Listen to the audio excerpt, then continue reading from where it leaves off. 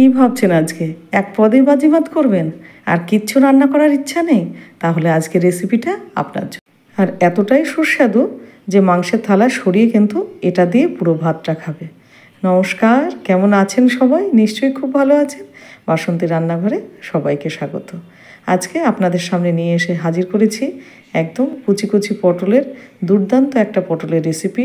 আশা করি ভিডিওটা আপনাদের খুব পছন্দ হবে, ভীষণ ভালো লাগবে। কেন এইরকম একটা সুস্বাদু পটলের রেসিপি বাড়ির লোকেদের তো বটেই, আপনি যদি বাড়িতে অতিথি আসলে এইভাবে রান্না করে দেন, যাওয়ার সময় কিছু বলুক না বলুক পটলের রেসিপিটা কিন্তু চাইবে। তাহলে চলুন আজকে সেই রকম একটা পটলের রেসিপি আপনাদের সামনে তুলে ধরেছি। আশা করি ভালো লাগবে। আর ভালো লাগলে যারা আমার নতুন বন্ধু আছেন, যারা এখনও সময় করে সাবস্ক্রাইব করে উঠতে পারেননি, তাদের কাছে অনুরোধ রাখলাম আমার চ্যানেলটা সাবস্ক্রাইব করে আমার পাশে থাকতে। আর ভিডিওটা স্কিপ না করারও অনুরোধ রাখলাম, কেননা এত সুন্দর একটা রেসিপি আপনি স্কিপ করলে রান্নাটা মিস করে যাবেন, কি কি খুঁটিনাটি দিয়েছি না দিয়েছি। আর তার সাথে সাথে নোটিফিকেশান বেলটাও অন করে রাখবেন, যাতে বাসন্তী রান্নাঘরের ভিডিও সবার আগে আপনার কাছে পৌঁছায়, তাই না? আর এটা কিন্তু সম্পূর্ণ নিরামিষ রেসিপি, এতে পেঁয়াজ রসুনের কোনোভাবে ব্যবহার হয়নি। তাহলে চলুন দেরি না করে চটপট দেখে নিই যে আজকে রান্নায় কী কী লাগছে। প্রথমে নিয়েছি পটল। এই পটলগুলো কী পটল আমি জানি না, লম্বা লম্বা, বেশ লম্বা পটলগুলো, আর একদম টাটকা, দেখতেই পাচ্ছেন ফুল আছে। আর এর বিশেষত্ব হলো এর ভিতরে বীজগুলো একেবারেই কম, সেরকম দেখে বাজার থেকে নিয়ে এসেছি ভালো পটল আর কি। পটলগুলো পরিষ্কার করে ধুয়ে এইভাবে ছুলে নিয়েছি। এবার ছুলে নেওয়ার পরে পটলগুলোর ভিতর থেকে এইভাবে একটু চিড়ে দিয়েছি, যাতে মশলা এবং নুন ঝালটা ঠিক মতো ঢোকে। প্রথমে কড়াইতে সর্ষের তেল দিলাম। আমি পুরো রান্নাটাই সর্ষের তেলে করব, আপনারা চাইলে সাদা তেলেও রান্না করতে পারেন। এবার তেলটা গরম হয়ে গেছে, দিয়ে দেবো পটলগুলো।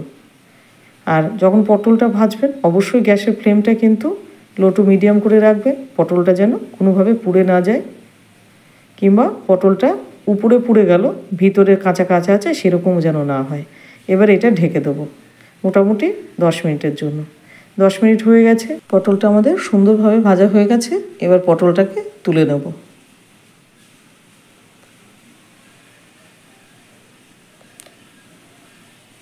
এবার করে নেব একটা মশলা। তার জন্য নিলাম 50 গ্রাম কাজু, আর দেব 2টো কাঁচা লঙ্কা এবং কয়েক টুকরো আদা, আর দেব একটা বড় সাইজের টমেটো, দিয়ে এটাকে ভালো করে পেস্ট করে নেব। পেস্ট করা হয়ে গেছে। এবার কড়াইতে দিয়ে দেবো একটা দারচিনি, একটা এলাচ এবং একটা শুকনো লঙ্কা ফোড়ন। ফোড়নটা থেকে যতক্ষণ সুন্দর গন্ধ না বেরোচ্ছে ততক্ষণ পর্যন্ত ভেজে নেব। এবার দিয়ে দেবো মশলাটা, যে মশলাটা করলাম মশলার পেস্টটা দিয়ে দেবো। এবার মিক্সির বাটিটা ধুয়ে অল্প একটুখানি জল দিয়ে দিলাম, মশলাও লেগেছিল ওতে। এবার এটাকে ভালো করে মোটামুটি 5-7 মিনিট কষিয়ে নেব।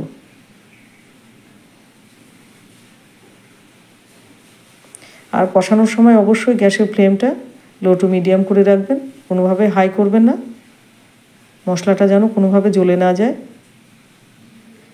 মশলাটা তেল ছেড়ে দিয়েছে। এবার দিয়ে দেবো স্বাদ অনুসারে লবণ। লবণটা একটু কমই দেবেন, পরে লাগলে আর একটু দিয়ে দেবেন। লবণটা দিয়ে আবার ভালো করে একটু কষিয়ে নেব।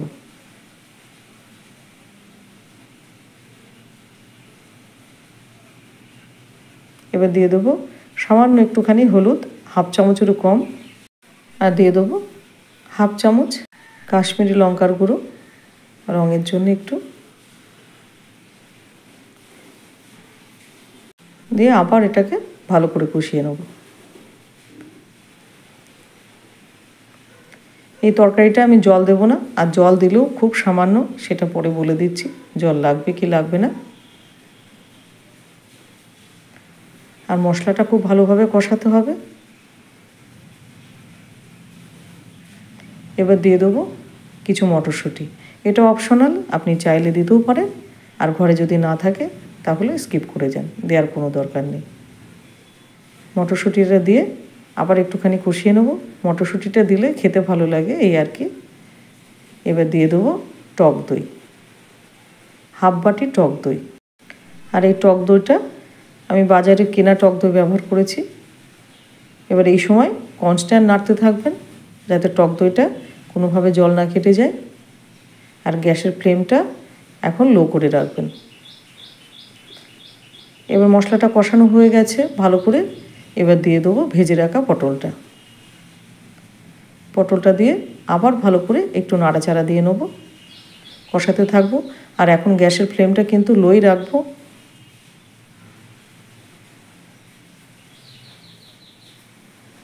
মোটামুটি এইভাবে 5-7 মিনিট এভাবে কষিয়ে নিয়ে দিয়ে দেবো কয়েকটা কাঁচা লঙ্কা, পাকা লঙ্কা আর কি,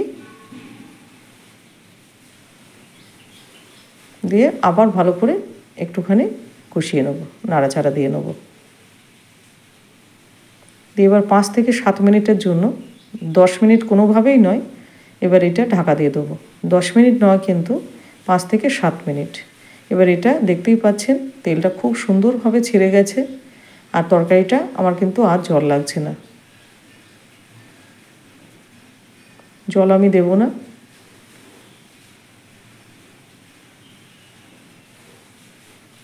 আর তেলটা একদম সেপারেট হয়ে গেছে, উপরে চলে এসেছে। এই সময় দিয়ে দেবো অল্প একটুখানি গরম মশলা, বেশি দেবেন না, বেশি গরম মশলা দিলে আমার ভালো লাগবে না খেতে। তারপরে আবার এটা নাড়াচাড়া দিয়ে নেব যাতে ভালোভাবে গরম মশলাটা তরকারির সাথে মিশে যায়। তরকারিটা হয়ে গেছে, এবার গ্যাসের ফ্লেমটা অফ করে দেবো। তাহলে রেডি হয়ে গেল পেঁয়াজ রসুন ছাড়া সম্পূর্ণ নিরামিষ পদ্ধতিতে দই পটল। এবার আপনারাই দেখে বলুন যে তরকারিটা কীরকম হয়েছে। আর যদি ভিডিওটা আপনাদের পছন্দ হয়, এই রেসিপিটা যদি ভালো লাগে, তাহলে অবশ্যই কিন্তু কমেন্ট সেকশানে লিখে জানাবেন। আর তার সাথে সাথে একটা লাইক শেয়ার করতে কিন্তু ভুলবেন না। যারা নিরামিষ তরকারি খেতে পছন্দ করেন তাদের সাথে শেয়ার করে দিন। আর তার সাথে সাথে আমার চ্যানেলটাকে সাবস্ক্রাইব করে পেজটা ফলো দিয়ে রাখবেন। আর যারা আমার নতুন বন্ধু আছেন তাদেরকে অনেক অনেক শুভেচ্ছা। আর যারা পুরানো আছেন তাদেরকেও অনেক ভালোবাসা আমার। তাহলে আবার দেখা হবে অন্য কোনো রেসিপিতে।